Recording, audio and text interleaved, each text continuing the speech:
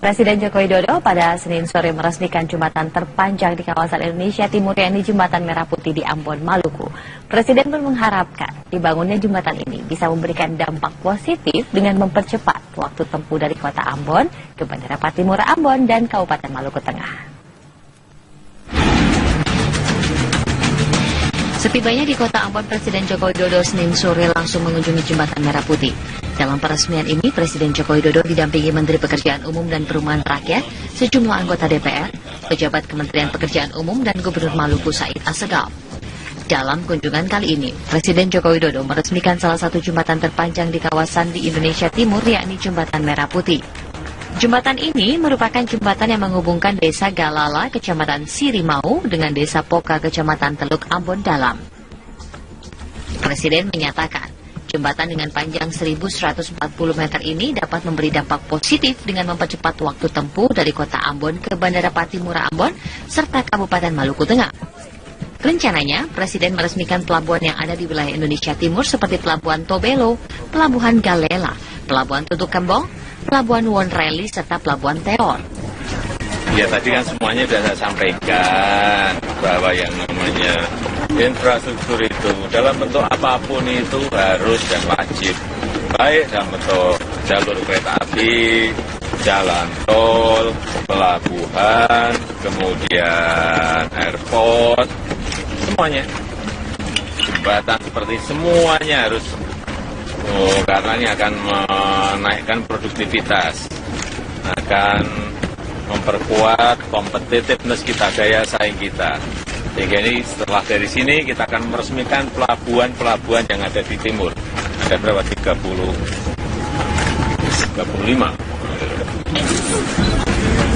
Malam ini, Presiden menginap di Ambon sebelum melakukan perjalanan ke daerah di kawasan timur Indonesia lainnya. Tim TV One mengabarkan.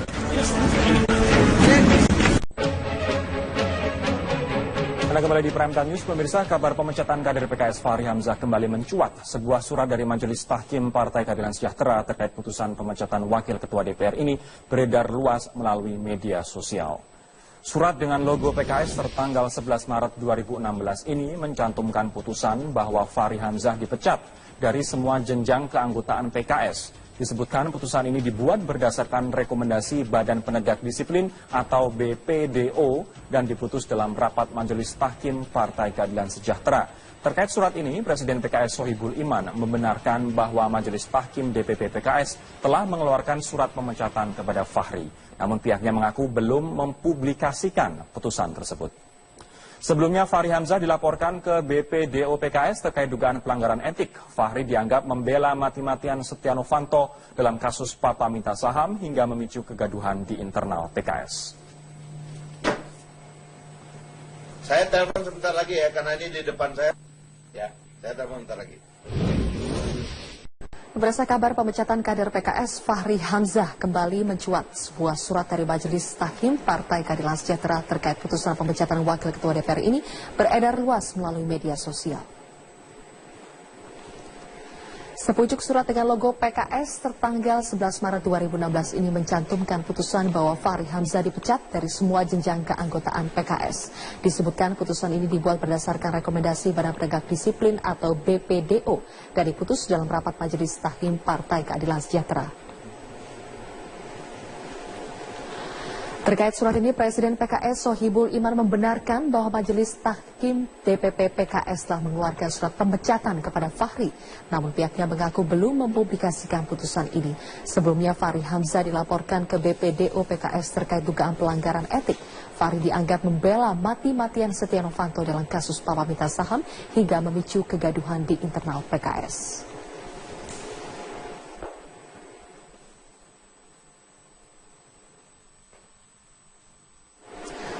Yang lain, pemirsa, Presiden PKS Sohibul Iman membenarkan adanya keputusan Mahkamah PKS terhadap Fahri Hamzah. Sebelumnya beredar informasi bahwa DPP PKS memecat Fahri Hamzah dari keanggotaan PKS. Informasi pemecatan Fahri Hamzah dari keanggotaan PKS terungkap dari beredarnya surat berlogo PKS tertanggal 11 Maret 2016 yang menyebutkan putusan Majelis Tahkim atau Mahkamah Partai DPP PKS. Dalam putusannya, Mahkamah PKS memberhentikan Fahri Hamzah dari semua jenjang keanggotaan PKS. Putusan Mahkamah PKS diambil berdasarkan rekomendasi Badan Penegak Disiplin atau BPDO. Melalui pesan singkatnya, Presiden PKS Sohibul Iman membenarkan adanya keputusan Mahkamah PKS terhadap Fahri Hamzah. Sohibul mengaku surat keputusan Mahkamah PKS sudah dikirim ke Fahri Hamzah.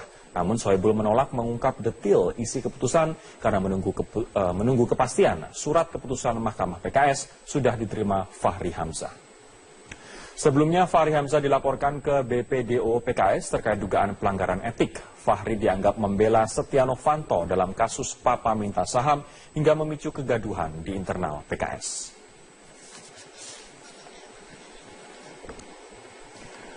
Fahri Hamzah belum memberikan pernyataan resmi terkait rumor pemecatannya sebagai anggota PKS. Namun kicauan Fahri di akun Twitter pribadinya seakan membenarkan adanya pemecatan terhadap dirinya. Melalui akun Twitter pribadinya, Fahri tidak secara eksplisit menyebut pemecatannya sebagai kader PKS. Namun isi tweet yang dilontarkan Fahri hari ini pada beberapa jam lalu tersirat ungkapan penuh kiasan yang bisa dikaitkan pada sikapnya terhadap rumor pemecatan dirinya. Fahri juga menuliskan status menolak takut pada biodata akun Twitternya.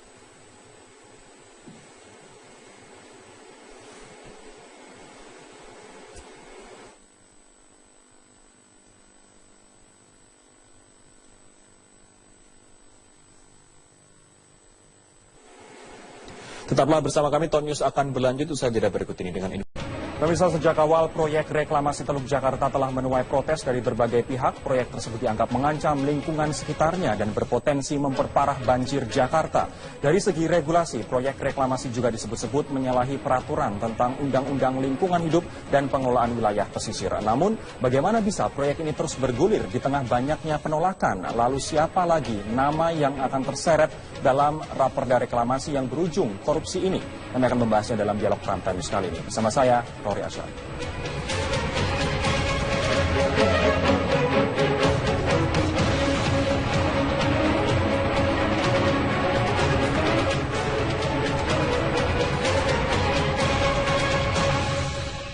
Pak Sanusi, gimana? Apa benar itu buat? Ngomong dulu. Pak.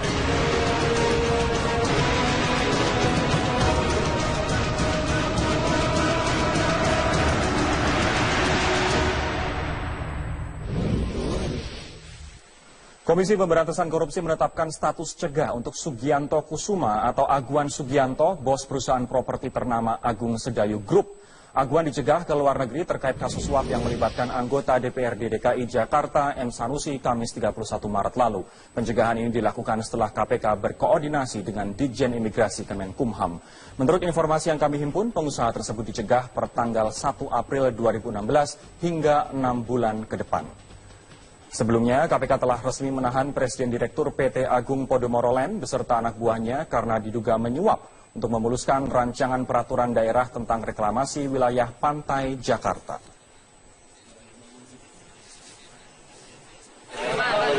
Pak pernah ngasih ke M. Taufik nggak, Pak? Ada permintaan dari Pak M. Taufik nggak, Pak? Waktu itu tutup saja.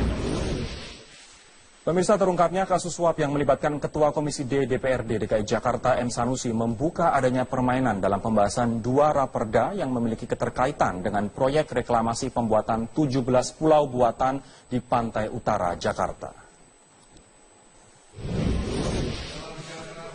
Pembahasan rancangan peraturan daerah atau raperda zonasi wilayah pesisir dan pulau-pulau kecil dan raperda tata ruang kawasan strategis pantai utara Jakarta di DPRD DKI Jakarta sempat alot. Pangkalnya ada pada pasal yang mengatur mengenai kewajiban pengembang di lahan pulau reklamasi. Dalam draft, pengembang wajib menyerahkan minimal 15% lahan pulau buatannya untuk fasilitas sosial dan fasilitas umum. Namun, muncul draft baru, kewajiban pengembang hanya 5%. Diduga munculnya draft baru itu menjadi pemicu batalnya rapat paripurna untuk mengesahkan raperda pada pertengahan Maret lalu. Dari 106 anggota DPRD DKI, hanya 50 orang yang hadir. Dari sejak pembatalan pengesahan raperda hingga tertangkapnya M. Sanusi, tidak diketahui pasti siapa yang mengubah pasal tersebut. Ketua DPRD DKI Prasetyo Edy mengaku saat ini perda zonasi pantai utara Jakarta masih dalam pembahasan di DPRD DKI. Kita tidak pernah mengatakan bisa masalah perda reklamasi, kita mengatur tata ruang. Ya, zonasi tata ruang. Jadi kita meminta kepada pengembang-pengembang ini kan dia sudah punya perdanya, sudah punya suratnya. Nah, di mana pemerintahan Provinsi DKI Jakarta, gitu loh.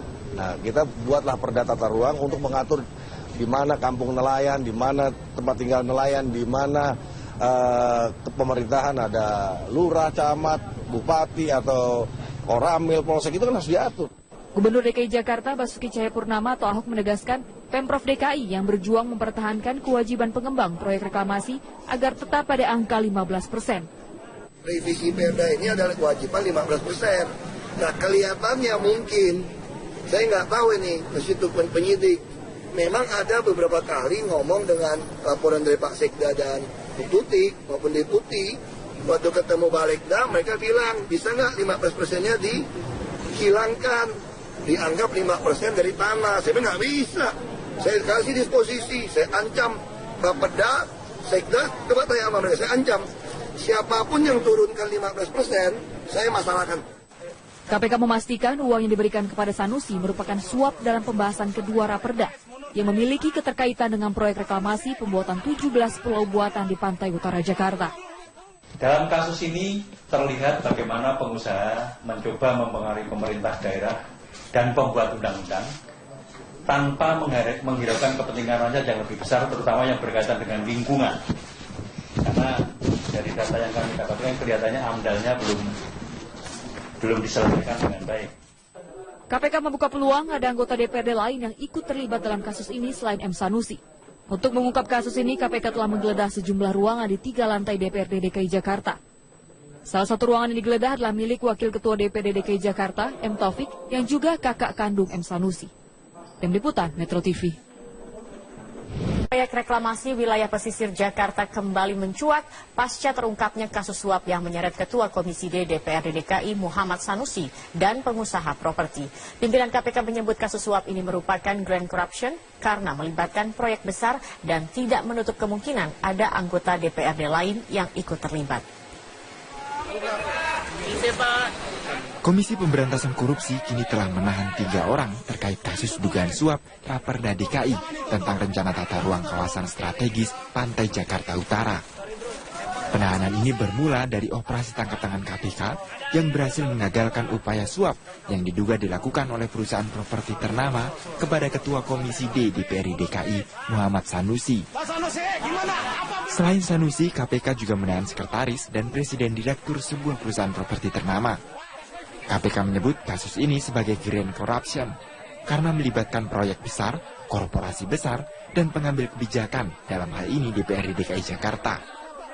Kasus ini menjadi contoh bagaimana korporasi mempengaruhi kebijakan publik untuk kepentingan kelompok. KPK pun menyatakan terbuka kemungkinan ada anggota DPRD lain yang ikut terlibat dalam kasus ini. Kami bisa mengatakan bahwa ini adalah bisa dikategorikan grand corruption. Karena dari awal kami berlima itu ingin menyasar korupsi-korupsi yang besar yang melibatkan swasta. Dan yang paling penting lagi adalah ini contoh paripurna di mana korporasi mempengaruhi kebijakan publik. Pengungkapan kasus korupsi ini terkait pembahasan Raperda tentang zonasi wilayah pesisir dan pulau-pulau kecil, serta rancangan peraturan daerah tentang rencana tata ruang kawasan strategis Pantai Jakarta Utara yang berhubungan dengan reklamasi 17 pulau di Teluk Jakarta. Dasar dari proyek reklamasi ini tertuang dalam keputusan Presiden dan Perda DKI yang dikeluarkan pada tahun 1995. Ketua DPRD DKI Prasetyo Edy mengatakan saat ini perda zonasi Pantai Utara Jakarta masih dalam pembahasan di DPRD DKI. Kita tidak pernah bisa masalah perda reklamasi, kita mengatur tata ruang. Ya, zonasi tata ruang. Jadi kita meminta kepada pengembang-pengembang ini kan dia sudah punya perdanya, sudah punya suratnya. Nah, di mana pemerintahan Provinsi DKI Jakarta? Gitu loh. Terkait revisi perda ini, Gubernur DKI Jakarta Basuki Cahayapurnama atau Ahok menyatakan bahwa Pemprov DKI telah mengajukan perubahan regulasi melalui penambahan retribusi bagi para pengembang. Namun Ahok mengungkap ada pertentangan atas usulan Pemprov DKI ini. Revisi Perda ini adalah kewajiban 15%. Nah, kelihatannya mungkin, saya nggak tahu ini, meskipun penyidik, memang ada beberapa kali ngomong dengan laporan dari Pak Sekda dan Bu Tuti maupun Deputi, waktu ketemu Balegda, mereka bilang, bisa nggak 15%-nya dihilangkan, dianggap 5% dari tanah. Saya bilang nggak bisa, saya kasih disposisi, saya ancam Pak Peda, Sekda, coba tanya sama mereka, saya ancam, siapapun yang turunkan 15%, saya masalahkan. Berarti korupsi. Kasus suap yang terkait dengan reklamasi kawasan pantai Jakarta Utara dinilai menjadi kasus yang cukup penting. Terlebih karena selama ini isu reklamasi banyak diributkan dan menuai banyak penolakan. Tim Liputan Metro TV. Presiden Joko Widodo pada Senin sore meresmikan jembatan terpanjang di kawasan Indonesia Timur, yakni Jembatan Merah Putih di Ambon, Maluku. Presiden pun mengharapkan dibangunnya jembatan ini bisa memberikan dampak positif dengan mempercepat waktu tempuh dari kota Ambon ke Bandara Patimura Ambon dan Kabupaten Maluku Tengah. Setibanya di kota Ambon, Presiden Joko Widodo Senin sore langsung mengunjungi Jembatan Merah Putih. Dalam peresmian ini, Presiden Joko Widodo didampingi Menteri Pekerjaan Umum dan Perumahan Rakyat, sejumlah anggota DPR, pejabat Kementerian Pekerjaan Umum, dan Gubernur Maluku Said Assegaf. Dalam kunjungan kali ini, Presiden Joko Widodo meresmikan salah satu jembatan terpanjang di kawasan di Indonesia Timur, yakni Jembatan Merah Putih. Jembatan ini merupakan jembatan yang menghubungkan Desa Galala, Kecamatan Sirimau, dengan Desa Poka, Kecamatan Teluk Ambon Dalam. Presiden menyatakan, jembatan dengan panjang 1.140 meter ini dapat memberi dampak positif dengan mempercepat waktu tempuh dari kota Ambon ke Bandara Patimura Ambon, serta Kabupaten Maluku Tengah.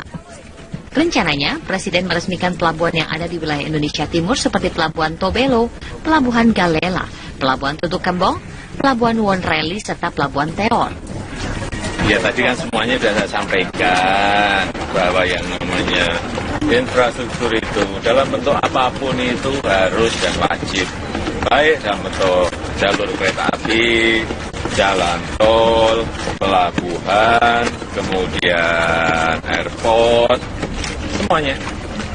Jembatan seperti semuanya harus, karena ini akan menaikkan produktivitas, akan memperkuat kompetitiveness kita, daya saing kita. Sehingga ini setelah dari sini kita akan meresmikan pelabuhan-pelabuhan yang ada di timur. Ada berapa? 35.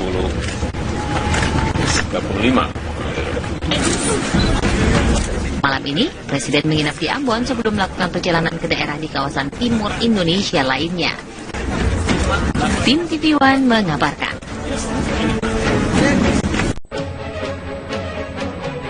Anda kembali di Prime Time News, pemirsa. Kabar pemecatan kader PKS Fahri Hamzah kembali mencuat. Sebuah surat dari Majelis Tahkim Partai Keadilan Sejahtera terkait putusan pemecatan Wakil Ketua DPR ini beredar luas melalui media sosial.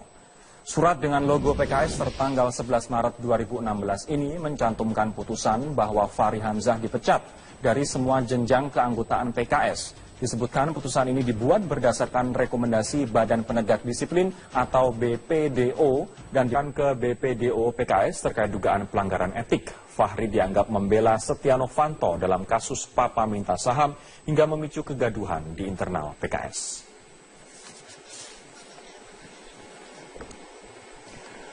Fahri Hamzah belum memberikan pernyataan resmi terkait rumor pemecatannya sebagai anggota PKS. Namun kicauan Fahri di akun Twitter pribadinya seakan membenarkan adanya pemecatan terhadap dirinya. Melalui akun Twitter pribadinya, Fahri tidak secara eksplisit menyebut pemecatannya sebagai kader PKS. Namun isi tweet yang dilontarkan Fahri hari ini pada beberapa jam lalu tersirat ungkapan penuh kiasan yang bisa dikaitkan pada sikapnya terhadap rumor pemecatan dirinya. Fahri juga menuliskan status menolak takut pada biodata akun Twitternya.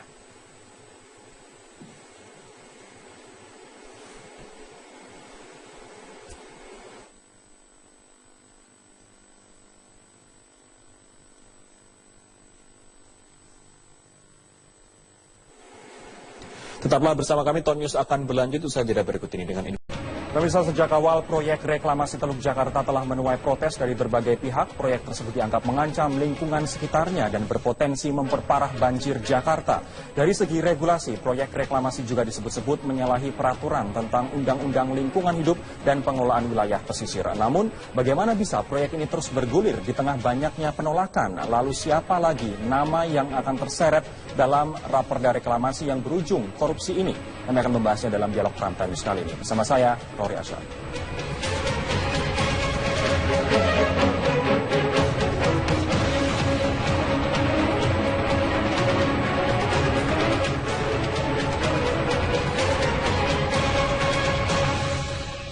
Pak Sanusi, gimana? Apa benar itu buat?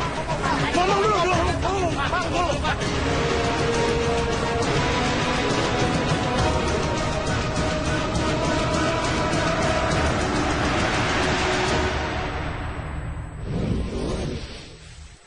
Komisi Pemberantasan Korupsi menetapkan status cegah untuk Sugianto Kusuma atau Aguan Sugianto, bos perusahaan properti ternama Agung Sedayu Group. Aguan dicegah ke luar negeri terkait kasus suap yang melibatkan anggota DPRD DKI Jakarta M. Sanusi Kamis 31 Maret lalu. Pencegahan ini dilakukan setelah KPK berkoordinasi dengan Ditjen Imigrasi Kemenkumham. Menurut informasi yang kami himpun, pengusaha tersebut dicegah per tanggal 1 April 2016 hingga 6 bulan ke depan. Sebelumnya, KPK telah resmi menahan Presiden putus dalam rapat Majelis Tahkim Partai Keadilan Sejahtera. Terkait surat ini, Presiden PKS Sohibul Iman membenarkan bahwa Majelis Tahkim DPP PKS telah mengeluarkan surat pemecatan kepada Fahri. Namun pihaknya mengaku belum mempublikasikan putusan tersebut. Sebelumnya, Fahri Hamzah dilaporkan ke BPDO PKS terkait dugaan pelanggaran etik. Fahri dianggap membela mati-matian Setia Novanto dalam kasus Papa minta saham hingga memicu kegaduhan di internal PKS. Saya telepon sebentar lagi ya, karena ini di depan saya. Ya, saya telepon sebentar lagi. Berdasarkan kabar pemecatan kader PKS, Fahri Hamzah kembali mencuat. Sebuah surat dari Majelis Tahkim Partai Keadilan Sejahtera terkait putusan pemecatan Wakil Ketua DPR ini beredar luas melalui media sosial. Sepucuk surat dengan logo PKS tertanggal 11 Maret 2016 ini mencantumkan putusan bahwa Fahri Hamzah dipecat dari semua jenjang keanggotaan PKS. Disebutkan putusan ini dibuat berdasarkan rekomendasi Badan Penegak Disiplin atau BPDO dan diputus dalam rapat Majelis Tahkim Partai Keadilan Sejahtera.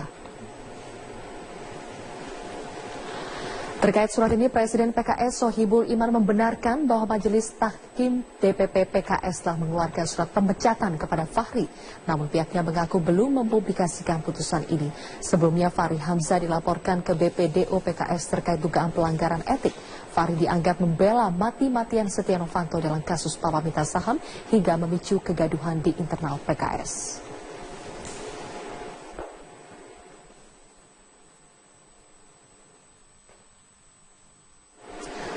Yang lain, pemirsa, Presiden PKS Sohibul Iman membenarkan adanya keputusan Mahkamah PKS terhadap Fahri Hamzah. Sebelumnya beredar informasi bahwa DPP PKS memecat Fahri Hamzah dari keanggotaan PKS. Informasi pemecatan Fahri Hamzah dari keanggotaan PKS terungkap dari beredarnya surat berlogo PKS tertanggal 11 Maret 2016 yang menyebutkan putusan Majelis Tahkim atau Mahkamah Partai DPP PKS. Dalam putusannya, Mahkamah PKS memberhentikan Fahri Hamzah dari semua jenjang keanggotaan PKS. Putusan Mahkamah PKS diambil berdasarkan rekomendasi Badan Penegak Disiplin atau BPDO. Melalui pesan singkatnya, Presiden PKS Sohibul Iman membenarkan adanya keputusan Mahkamah PKS terhadap Fahri Hamzah. Sohibul mengaku surat keputusan Mahkamah PKS sudah dikirim ke Fahri Hamzah. Namun Sohibul menolak mengungkap detail isi keputusan karena menunggu kepastian surat keputusan Mahkamah PKS sudah diterima Fahri Hamzah. Sebelumnya Fahri Hamzah dilaporkan kepada Sekda, coba tanya sama mereka, saya ancam siapapun yang turunkan 15%, saya masalahkan.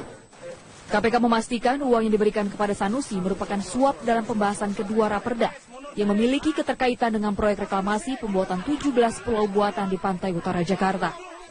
Dalam kasus ini terlihat bagaimana pengusaha mencoba mempengaruhi pemerintah daerah dan pembuat undang-undang tanpa menghiraukan kepentingan rakyat yang lebih besar, terutama yang berkaitan dengan lingkungan. Karena dari data yang kami dapatkan kelihatannya AMDAL-nya belum diselesaikan dengan baik. KPK membuka peluang ada anggota DPRD lain yang ikut terlibat dalam kasus ini selain M. Sanusi. Untuk mengungkap kasus ini, KPK telah menggeledah sejumlah ruangan di 3 lantai DPRD DKI Jakarta.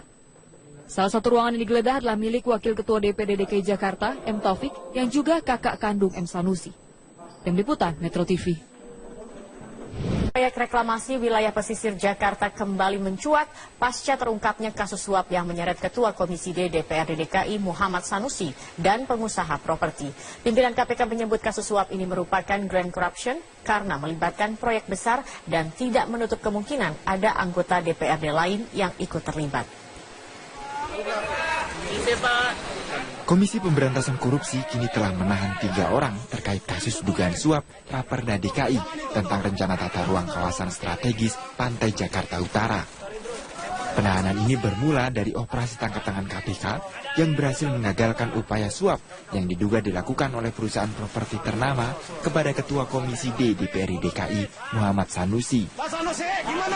Selain Sanusi, KPK juga menahan sekretaris dan presiden direktur sebuah perusahaan properti ternama.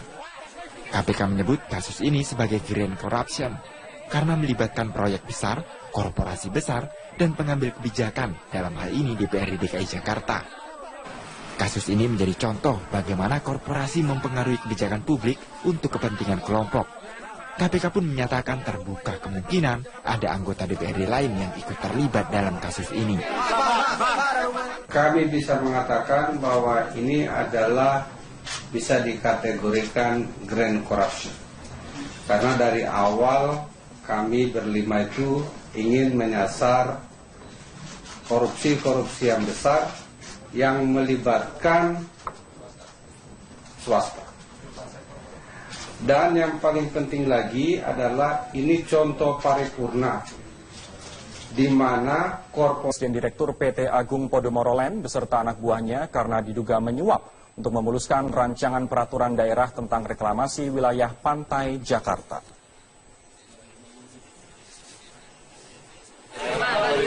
Pak pernah ngasih ke M. Taufik nggak Pak? Ada permintaan dari Pak M. Taufik nggak Pak waktu itu? Pemirsa, terungkapnya kasus suap yang melibatkan Ketua Komisi D DPRD DKI Jakarta M. Sanusi membuka adanya permainan dalam pembahasan 2 raperda yang memiliki keterkaitan dengan proyek reklamasi pembuatan 17 pulau buatan di pantai utara Jakarta. Pembahasan rancangan peraturan daerah atau raperda zonasi wilayah pesisir dan pulau-pulau kecil dan raperda tata ruang kawasan strategis pantai utara Jakarta di DPRD DKI Jakarta sempat alot. Pangkalnya ada pada pasal yang mengatur mengenai kewajiban pengembang di lahan pulau reklamasi. Dalam draft, pengembang wajib menyerahkan minimal 15% lahan pulau buatannya untuk fasilitas sosial dan fasilitas umum. Namun, muncul draft baru, kewajiban pengembang hanya 5%. Diduga munculnya draft baru itu menjadi pemicu batalnya rapat paripurna untuk mengesahkan raperda pada pertengahan Maret lalu. Dari 106 anggota DPRD DKI, hanya 50 orang yang hadir. Dari sejak pembatalan pengesahan raperda hingga tertangkapnya M. Sanusi, tidak diketahui pasti siapa yang mengubah pasal tersebut. Ketua DPRD DKI Prasetyo Edi mengaku saat ini perda zonasi Pantai Utara Jakarta masih dalam pembahasan di DPRD DKI. Kita tidak pernah mengatakan bisa masalah perda reklamasi, kita mengatur tata ruang. Ya, zonasi tata ruang. Jadi kita meminta kepada pengembang-pengembang ini kan dia sudah punya perdanya, udah punya suratnya. Nah, di mana pemerintahan Provinsi DKI Jakarta? Gitu loh. Nah, kita buatlah perda tata ruang untuk mengatur di mana kampung nelayan, di mana tempat tinggal nelayan, di mana pemerintahan ada lurah, camat, bupati atau koramil, polsek, itu kan harus diatur. Gubernur DKI Jakarta Basuki Cahayapurnama atau Ahok menegaskan Pemprov DKI yang berjuang mempertahankan kewajiban pengembang proyek reklamasi agar tetap pada angka 15%. Revisi perda ini adalah kewajiban 15%. Nah, kelihatannya mungkin, saya nggak tahu ini, meskipun penyidik, memang ada beberapa kali ngomong dengan laporan dari Pak Sekda dan Tuti maupun Deputi, waktu ketemu Balegda mereka bilang bisa nggak 15%-nya dihilangkan, dianggap 5% dari tanah. Saya bilang nggak bisa, saya kasih disposisi, saya ancam